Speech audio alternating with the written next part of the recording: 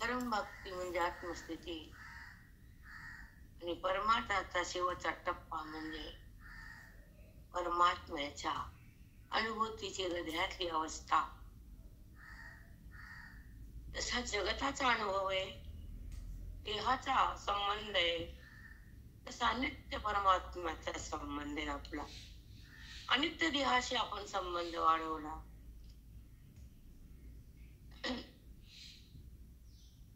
हे स्वीकारला. अनादिकालापासून एका जन्मात नाही, त्या देहात नाही, अनंत देहामध्ये तो लिंग देह. या जडाला माझं म्हणतोय, जगताला खरं म्हणतोय, विषयाला बरं म्हणतोय, नात्यासाठी जगतोय, इंद्रियाला बघतोय. तो जीवात्मा इतर योनीमध्ये आता या पक्षपंधरवड्यामध्ये लोकांतरात फिरतोय. त्याला मुक्ती प्रदान करणारे कोण आहेत? त्यांच्या कुळात विद्वान संत भक्त जन्मले, अशा कुळांचा उद्धार होत असतो. म्हणून ज्या कुळामध्ये ज्या माता पित्याच्या संततीच्या द्वारे जो भक्तीचा उगम होतो, तो जगाला पण सुखमय हा सहवास लाभतो. भक्ती कशी करावी हा संप्रदाय सांगतो आमचा वारकरी संप्रदाय.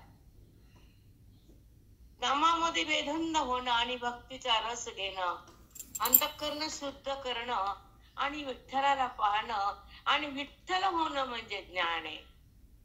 पाहणं म्हणजे भक्ती आहे, त्याचं प्रेम म्हणजे भक्ती आहे, त्याची ओळख म्हणजे मुक्ती आहे. आज एकादशी आहे पंढरीनाथाची, पांडुरंग रायाची मजा. आम्ही वारकरी आहेत. म्हणायचे अज्ञानावर वार करा, खरा वारकरी. भक्तीचा रस्ता धरा, खरा खरा वारकरी. विठ्ठल विठ्ठल स्मरा, खरा खरा वारकरी. आणि जो खरा भक्त पांडुरंगाशी समरस आहे, तो अज्ञानावर सतत वार करतो, ज्ञानाची धार धरतो आणि स्वरूपाकार बुद्धीला करतो. तो वारकरी पांडुरंगाचा प्रिय होतो. म्हणून आजची एकादशी थोडा वेळ झाला राहते, कारण सारखं फिरण्यावर बाहेरच आहे. अच्छा होऊया, एकदम क्लिष्ट आहे, पण तो म्हणून स्पष्ट करून दाखवते माझ्या गुरुच्या शक्तीनं आणि वेदाच्या ओळीनं, संताच्या कृपेनं आणि भगवंताच्या आशीर्वादानं. आज ओवी सुंदर आहे. भयानक तुफान जाणे, तुफान आहे. अरे हार व्हायला 12-1 वाजले, मला 12 वाजून गेला. पुन्हा म्हणते, कारण हा काल, ही ओवी, हा वेळ तुमच्या मुक्तीचा आहे, तुम्हाला पांडुरंग प्राप्तीचा आहे, तुमच्या अज्ञानाच्या निवृत्तीचा. हा क्षण हा श्रवणाचा आहे, हा बोधाचा आहे, हा मंगलमय आहे, तुमच्या हृदयात आनंद साठवणार आहे, अज्ञानाला नष्ट करणार आहे, देह बुद्धीला जाळणार आहे, विवेकाच्या दीपाला पाजळणार आहे, तुम्हाला बुद्धीला मुक्तीच्या घरात नेऊन ठेवणार आहे. मंगलमय काल असतो श्रवणातला, पाठाचा. आत्मचिंतन बुद्धीला ग्रहण करता येतं, त्याला नित्य पाठ म्हणतात. प्रवचन नाही, प्रवचन नाही. त्याच्याद्वारे अंतःकरणाची शुद्धी होती आणि ज्ञानाच्या द्वारे, पाठाच्या द्वारे भगवंताची प्रतीती येते, स्वरूपाची प्राप्ती होती, जीवनमुक्ती हातात येते आणि बुद्धीला स्वरूपात राहता येतो. त्याला पाठ म्हणतात.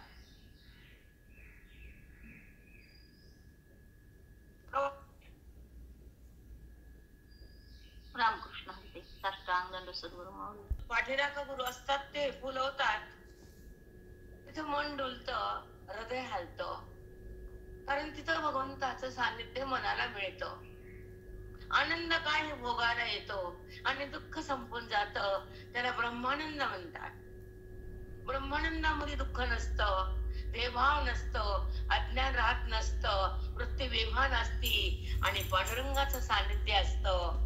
त्याला अंतरंगामध्ये भगवंताचं ऐक्य म्हणलं जातं. समजतंय मी काय बोलते ते?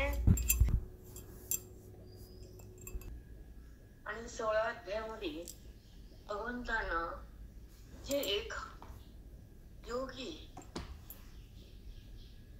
उत्तम पुरुषोत्तम पुरुषाचं वर्णन 15 अध्यायामध्ये अर्जुनाने पुरुषोत्तम पुरुष बनवलं, ज्ञान दिलं, अज्ञान संपवलं आणि बोधाच्या माध्यमातून अर्जुनाला पुरुषोत्तम पुरुष केलं. त्यानंतर 16व्या अध्यायाचा आरंभ झाला आणि माऊलीनं आपल्याला काय प्रसाद दिला ज्ञानाच्या माध्यमातून, काय जाग केलं, काय बोध दिला तोच कळत नाही आपल्याला, आणि ते कळणं महत्वाचं आहे. ओवी काय बोलती, माऊली काय सांगती आणि मनामध्ये काय फरक होतो आणि अज्ञान कसं संपलं जातं, देहभाव कसा बंद होतो, ज्ञान अवघड आहे. अनादिकाळचा जो भेद आहे तो तुम्ही सांभाळलाय, जोपासलाय. तुम्ही देहभाव वाढवलाय, कर्माच्या माध्यमातून तुम्ही कर्माला धारण केले, भगवंताला धारण केले नाही तुम्ही लोकांना. म्हणून जीवात्मा अडकून पडलाय गुंतून, त्याला मुक्ती नाही दिली तुम्ही. म्हणून तर पितर येऊन आली अक्षपंधरवाड्यामध्ये, त्याला पाणी प्यायला या लागतं घराघरात. कारण मुक्तीच नाही ना, अधोगती ना. सक्तीनं मनामध्ये भेद, बुद्धीमध्ये सक्ती मनामध्ये आहे, भेद बुद्धीमध्ये आहे, भ्रम जगताचा आहे, विकार वृत्तीचा आहे, आनंद विषयाचा आहे, संबंध देहाचा आहे, अनुभव दुःखाचा आहे, हा मार्ग अज्ञानाचा आहे. साष्टांग दंडवत. हे कळत नाही, कोणी सांगत नाही, आपल्याला माहित नाही. म्हणून बंधन काय आणि मोक्ष काय, जीव काय आणि शिव काय, प्रकृती काय, पुरुष काय, जगदीश्वर काय, जगत काय, काहीच देणं घेणं नाही आपल्याला. काही देणं घेणं नाही आपल्याला. काय 2-4 पान वाचायचे, ही पोथी ते अध्याय तो अध्याय, पुण्य होतं, पाप नाही, मान्य आम्हाला, पण बोध नाही स्वतःच्या वासण्यात. मनाला शांती नाही, अज्ञानाची निवृत्ती नाही, परमात्म्याची प्रतीती नाही, जगताची भ्रांती सुटली नाही, मुक्ती भेटली नाही, मी कोण कळालं नाही, तोपर्यंत तुमच्या जगण्याला अर्थ नाही. नाही अर्थ. तुम्ही आयुष्य मातीत घातलं, मी स्पष्ट बोलणारी बाई आहे. आयुष्य संसाराला दान दिलं, मन मोठ्या पदार्थात समाविष्ट केलं आणि जगताचं नातं स्वीकारून भेदाला धारण केलं. आयुष्य माती मोल झालं. झालं का नाही सांगा?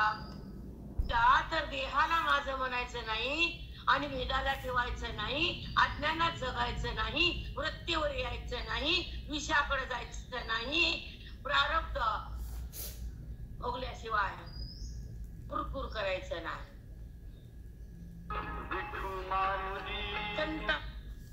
सोडायचं नाही, वेदाला बाहेर काढायचं नाही, विषयाला मध्ये धाडायचं नाही, जगताला खरं म्हणायचं नाही, बोधातून मनाला सरकायचं नाही आणि स्वतःचे ओळख झाल्याशिवाय देहाला सोडायचं नाही.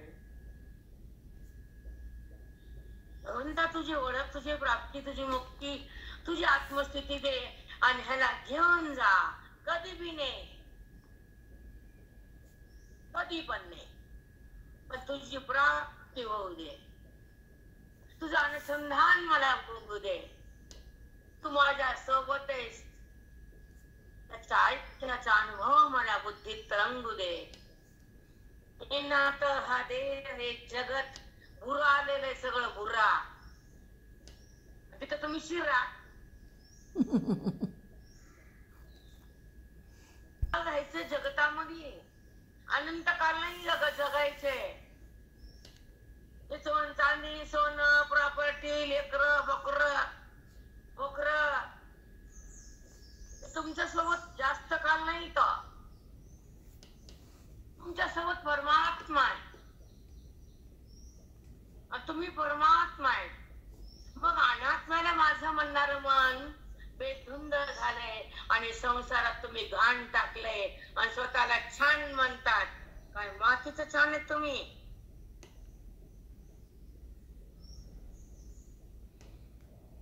बुद्धी कुठं असावी? देहात, नामात, ज्ञानात, भगवंतात, स्वरूपात, अभिन्न भावात, अद्वैतात, अवाच्य स्थितीत असावी बुद्धी.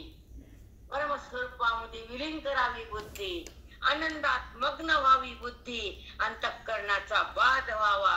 परमेश्वरामध्ये प्रगट व्हावा. चित्सूर्य हृदयात प्रगटावा आणि तो आनंदाचा क्षण. कोणता आनंद? ब्रह्मानंद. तो भोगावा. देहभाव त्यागावा. हे जगत ब्रह्मरूप आहे. देह अनित्य आहे. वृत्ती कल्पित आहे. परमात्मा नित्य आहे. हा जप असावा. माती कळण वळण वस्त्र माळ वाहिली आणि मोजले. काय मोजते ग तू? मूज खाते का? आणि हे मोजले लिंग. श्रावण महिन्यात बायकाले उतवाले होते. स्वरूपाकडे जाणं हा श्रावण आहे. स्वरूप मध्ये भोग घेणं बाबू ब्रह्मानंद हा श्रावण आहे. कर्मच करायचे का? मरुस तर कर्म करताना अलिप्त भाव करावा. कर्माचा फलाचा त्याग करावा. कर्माचे संस्कार बंद करावे आणि कर्मातून चित्ताला बाहेर काढावं. त्याला साधक म्हणावं.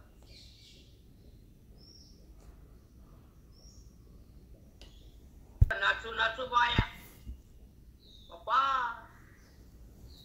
बघा लक लक आणि मन भक्त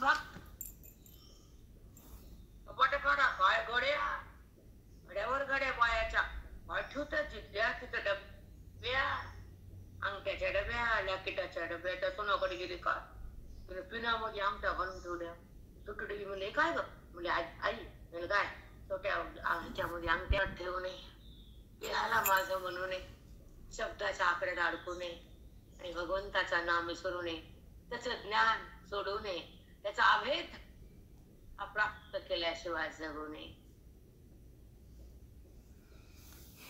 जैन होते होतात. आपण ज्या कुळात जन्मलो त्याचा उद्धार करावा. भांडून उद्धार नाही. भांडण तर पाठच आहे की. द्वेष तर सतत आहेच की. भेद तर समोरच आहे. हे तिन्ही सगळंच आहे आणि हातात पार आहे ना चालूच आहे. आणि चलू दे धिंगाणा. दिवस ठेवायचा. भेद बी वाढवायचा. देहाला माझंही म्हणायचं. जगताला खरंही समजायचं आणि पोतीला हातही लावायचा. चलू द्या धिंगाणा. लगाव पांडुरंगाला बुद्धीने भेटावं. आत्मैक्य भोगावं आणि भेदाचा नाश करावा. पांडुरंग पांडुरंग व्हावं. तो तुमच्या सोबत आहे. तुमचा त्याचा संबंध आहे. तुम्ही संबंध देहाशी केला. मध्ये भेट ठेवला. जगताचा काढला. अज्ञानाचा रंग बुद्धीत आला आणि आयुष्य आणि झालं. आणि मी पोथी वाचते. सांगते कोणाला ग तू? एकडा वाचते का? काय कळतं तुला? आधी स्वभाव बदल. आधी भेट टाक. अमृतवाणीत प्रेमान वेळामध्ये त्याला पहा. अंतरात जा. हृदयाच्या आत बुद्धी अंतर्मुख होती. त्याला म्हणतात अंतरात जा. शिवलिंग व्हा. त्या बुद्धीला भगवंतापाशी ठेवा. त्याला जाणा. त्याला माना. त्याचं सुख भोगा. तिथे वृत्तीला ठेवा. देहापासून वृत्ती ठेवून पोथी वाचना.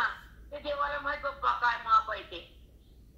आमचे गुरु ज्ञान साफ करतात, तिला अंतर्मुख नेतात, वेगळ्याचं ज्ञान हृदयात भरतात, बुद्धीला ब्रह्म करतात आणि चित्ताला चिन्मय करून आनंदात बुद्धीला ठेवतात आणि मनाला मुक्तीच्या घरात नेतात. आमचे गुरु आम्हाला आत्मदान देतात.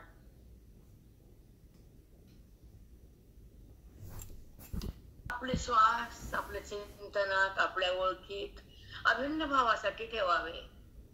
संसाराचं दुःख हे माझं ते नसावं बेटा, नसावं. ह्याला गुरा म्हणतात, गुरा. तुपाचा शिरा, बरोबर शिरा खावा. गुरा कशाला?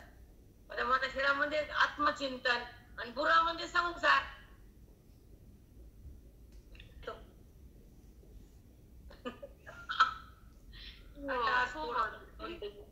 दसऱ्याचं फोड पडलं. आता माझी आई आहे, माऊलीकडे जायचं. आता कवर पुसू घरंदारण जायचंय, त्याच्या प्राप्तीला जगायचंय, झटायचंय, त्याला ओळखून तिथंच थांबायचे.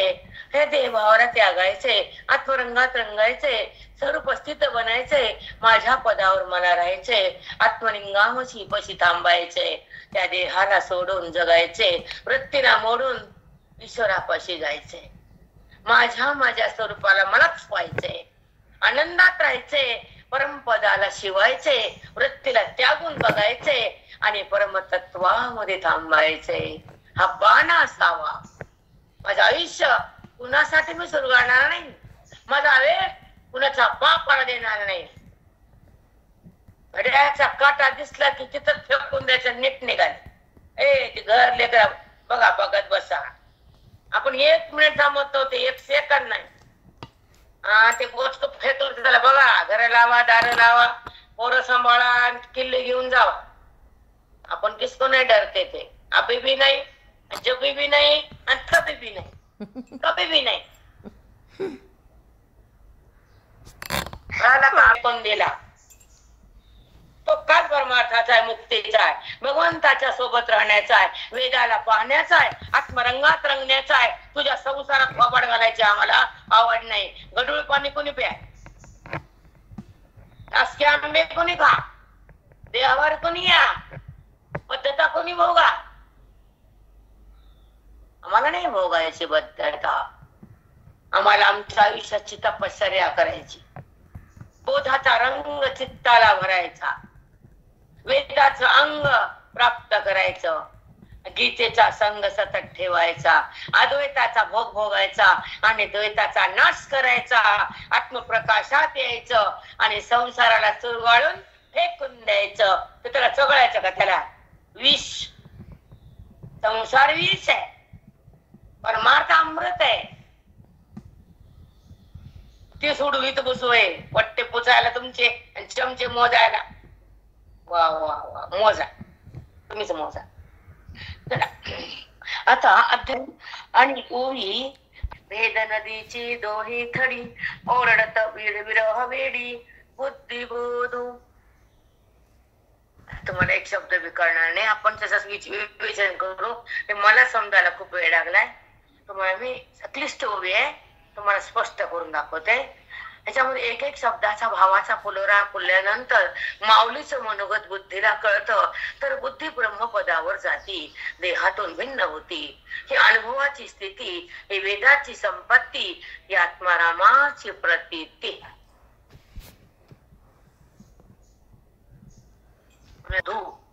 अरडत विरह वेडी, बुद्धी बोध.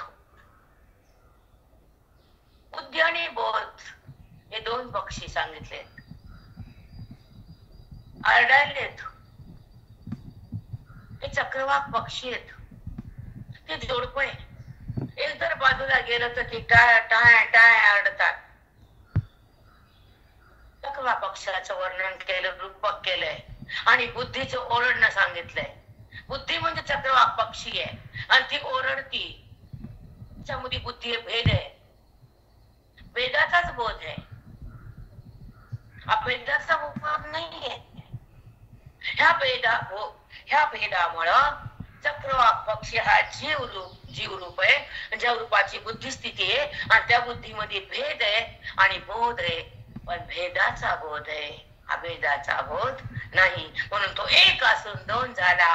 तो ओरडायला, रडायला, दुःख करायला दोन काठ तयार झाले, त्याला भेद म्हणतात.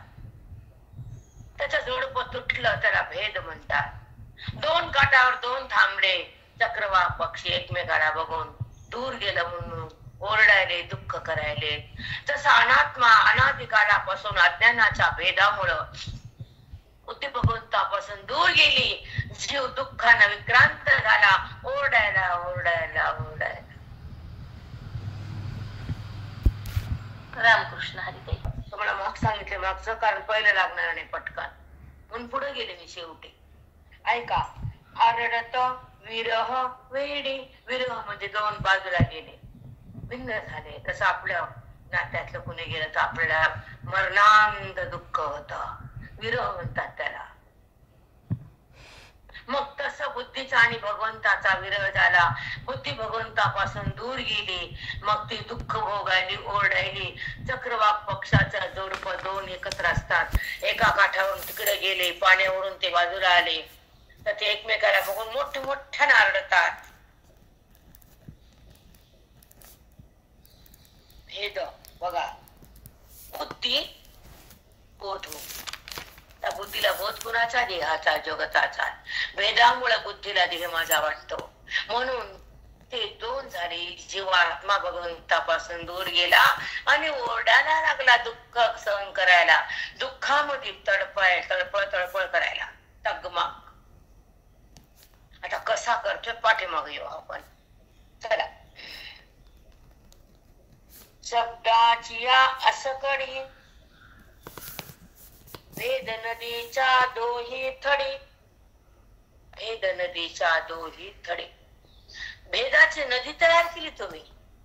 दोन काठ, थडी, गंगा वाहिली, हा काठ तो काठ. तसं बुद्धी सुद्धा ह्या भेदाच्या काठावरच आहे, भगवंताच्या सोबत नाहीये, म्हणून आरडायली आहे, दुःख भोगायली आहे. आता ऐका, शब्दाच्या असकडी. नीट ऐका.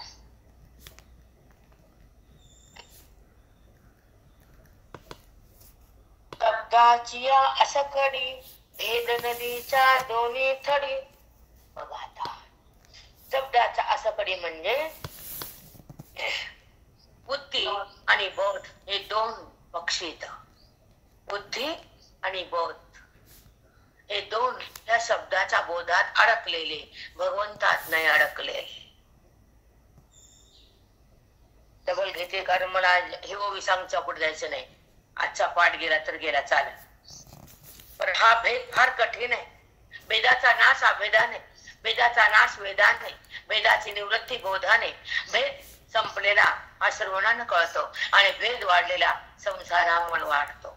भेद हा अनादिकालापासून असतो आणि शब्दाचा बोध हा बुद्धी पण असतो. बोध बी आहे आणि भेद बी आहे. दोन्ही पक्षी आहेत, त्याचे चक्रवाक नाव आहे. ते दोन काठावर आहेत, ते बाजूला गेले आहेत, ते ओरडायले आहेत, कारण ते त्याचा पक्षाचा त्याला विरह झाला. भेदामुळे बुद्धीला भगवंताचा विरह झाला आणि बुद्धी भगवंताहून भिन्न झाली. दोन काठ तयार झाले. गंगा एकच वाहते, पाणी एकच आहे, काठ दोनच आहे. रामकृष्ण हरिताई. साष्टांग दंड सद्गुरु. त्याचा परमात्मा विश्वात एकच आहे आणि शिव शिव हे दोन काठ दोनच आहे.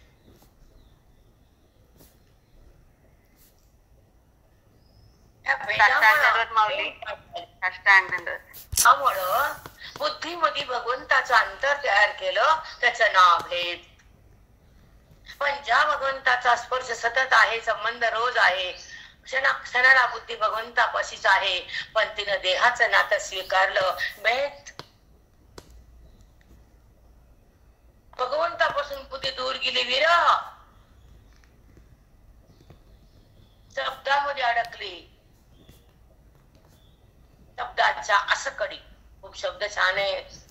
खूपदा वाटतं की माझ्या साधकासमोर मी असावे, माझे साधक ह्या श्रवणात राहावे, बेधुंद व्हावे आणि मुक्तीच्या दारात जावे.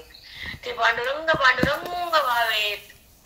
खूप वाटतं, पण मी पडले लेडीज, मी जर जेंट्स असते तर मी काय केलं नसतं हे मलाच माहित नाही, पण आपल्या ह्या देहामुळं बाईमुळं मला काहीच करता येत नाही. कारण माझी अवस्था घरात राहण्यासारखी नाही. आता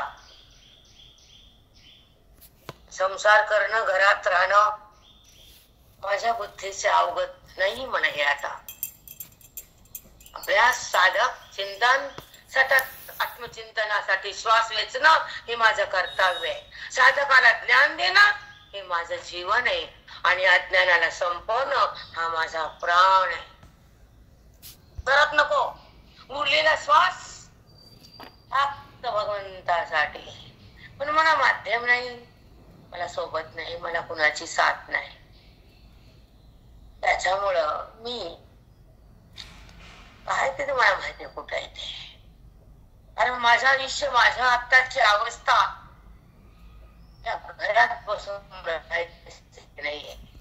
पण संसारिक आहोत, काही काही नियम पाळावे लागते. कुठतरी कुणाला भीतीनं राहावंच लागतं, दबावच लागतं. आपण महिला आहे, स्वतःच मनोराज्य चालत नाही तरी खूप फिरायला आवडतात. स्वतःचा उद्धार सतसंगात आहे, स्वतःची ओळख श्रवणात आहे, भगवंताचा अभेद ज्ञानात आहे आणि भगवंताचं प्रेम भक्तीत आहे आणि भगवंताची शक्ती मुक्तीत आहे. न संसारात जन्म दिला, काही काळ स्वतःसाठी ठेवा, काही धन भगवंतासाठी वेचा आणि तुमच्या सगळ्याचे पैसे आलेत, आम्ही कोणी घनाचं खाणार नाही. असं कडी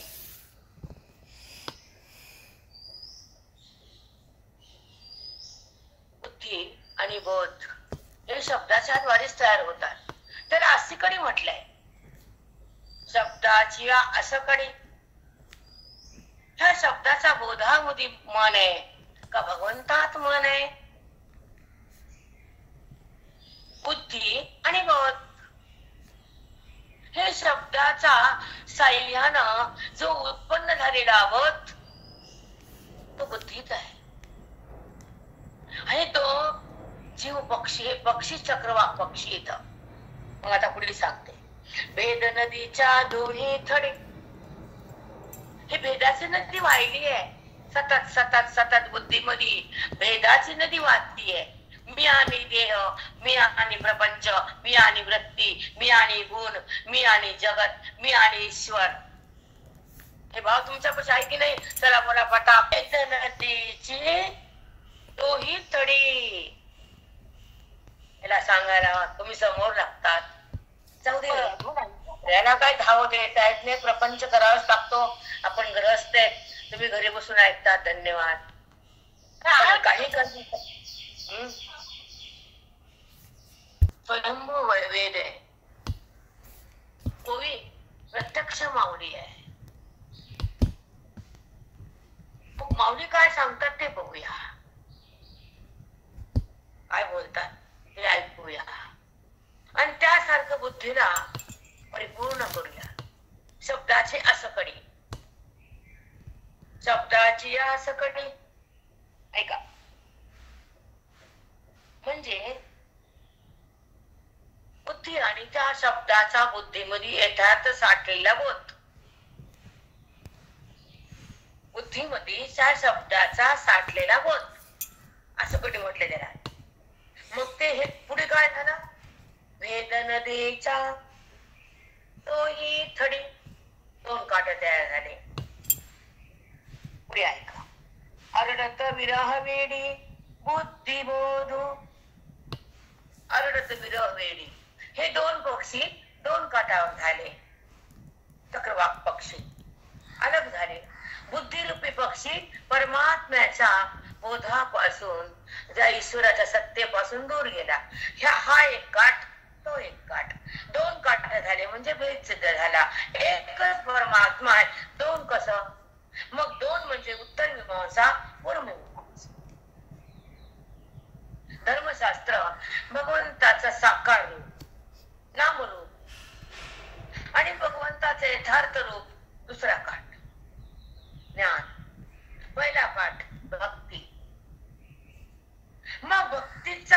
ओलांड्यावर ज्ञानाच्या काठेवर गंगेत बसून नावेत बसून नावा चलणारा गुरु लागतो. मग ह्या काठाची नौका त्या काठावर जाते, पण नावेला गुरु लागतो वळवायला. बुद्धिरूपी नावेला. होतय. रामकृष्ण हरी साष्टांग दंडवत.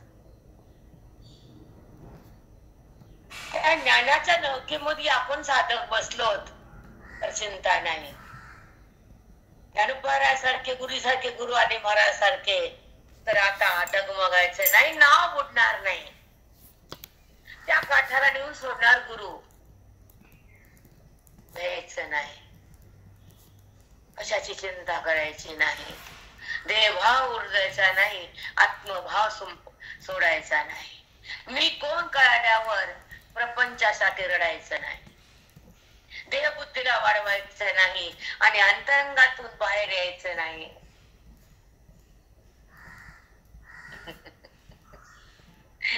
ऐकायला सोपं आहे, व्हायला कठीण आहे, फार कठीण. अर्णत विरह वेडी बुद्धी बोधू. एक दोन पक्षी अलग झाले, विरहान वेडे झाले आणि आरडायले. हे पक्षी जर अलग झाले ना, दूर गेले एकमेकापासून, तर ओरडतात. या काठावर एक पक्षी असतो त्या काठावर, त्याला बघून हे आरडत, ह्याला बघून ते आरडत. तसं बुद्धी देहाला बघून आरडती, वेदात रमती, त्या काठात राहती, दुःख घेती. म्हणून ती परमात्म्यापाशी गेल्यावर तिचा भेद पण जातो, तिचा अरण्य पण जातो.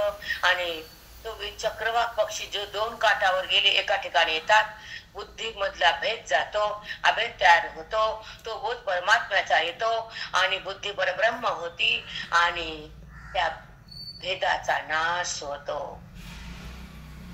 आत्मप्रकाश येतो. दोन पक्षी दोन काठावर गेले म्हणून आरडायले एकमेकाला बघू बघू. तसं भगवंतापासून बुद्धी दूर गेली, अंतःकरण आरडायला दुःख भोगू भोगू. समजलं? हो विठ्ठल. कुणी बोलू नका मध्ये मध्ये. पंढरीनाथ भगवान की जय. माऊली ज्ञानेश्वर महाराज की जय. रंगनाथ महाराज की जय. आणि पाठ